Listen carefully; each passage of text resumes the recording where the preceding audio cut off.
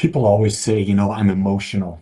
And a lot of times people come to me in counseling and they're extremely emotional. And I want to tell you, your emotions matter. The reason they matter is because you can't think beyond the frequency you're tuned to. When you're in a low emotional state, it blocks clarity, it blocks vision, it blocks truth. Not because you're broken, but because you're not in vibration. You see, your thoughts are given permission to enter your mind by your emotional state. And you see, the thing we've got to learn to understand is we can't force a high vibrational thought with a low vibrational feeling. Trying to think positively while emotionally stuck in fear, shame, or anger, man, it's like trying to tune a broken radio into a symphony. What we first have to do is we've got to stop fighting the thought. We've got to shift the energy first. That's right. We've got to change our state. And once we start to understand that, we realize we're not here to manage our circumstances. We're here to manage our emotions, our frequency. And when we learn to shift our emotional state, when we choose, we stop reacting and we start creating.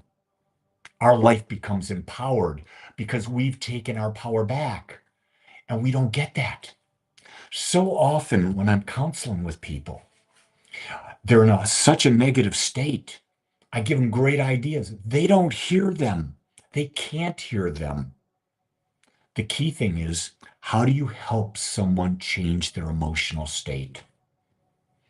Even doing things like break state, to say something outrageous, just to get them thinking differently. Or here's a great one. You want to change your emotional state? Change your posture. If I was in a bad state right now, I'd sit right back up, put my chest out. Note immediately there's a shift. Notice the shift here. You got a serious look on your face. Smile. Your state changes.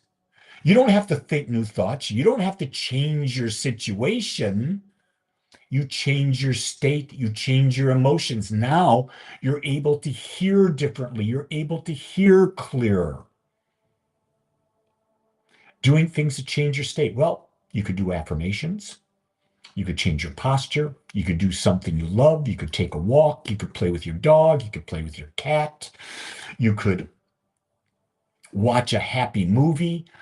Anything. You could, as long as it's not an addiction, you could eat some good food.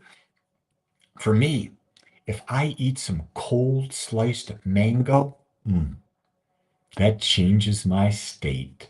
I love cold mango. Man, just love it. Nothing better than a piece of cold mango. Notice my face? I changed my state just by talking to you about it. There's another spiritual practice. Start talking about what you like, not what you don't like. Stop telling the story about your problem. Tell the story about what you love. Man, that's going to shift your emotional state quick and fast. And once you've shifted that emotional state, now you're open to new ideas. That's why I love to start my day in meditation, because we do wake up from our sleep, and whatever's been playing in our subconscious from the days before, the years before, it's been playing in our sleep. So I like to meditate first thing, no matter what my state is, because it calms my mind. And then from there, I go right into Wim Hof breathing, doing 3 rounds of Wim Hof breathing. Why?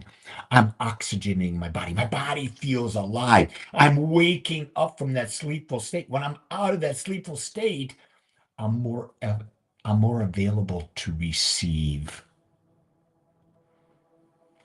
And then my next part of my day is, what do I want to talk to you about? What do I want to talk to you about? And what I'm talking to you about is what I'm thinking about. Every day I get up and I do a different thought. Today, I realized how valuable my emotional state is to my life experience. And I refuse to sacrifice my emotional state for anyone. In other words, if you're in a bad mood, you're talking to me, I'm not dropping my emotional state because I know how it affects me.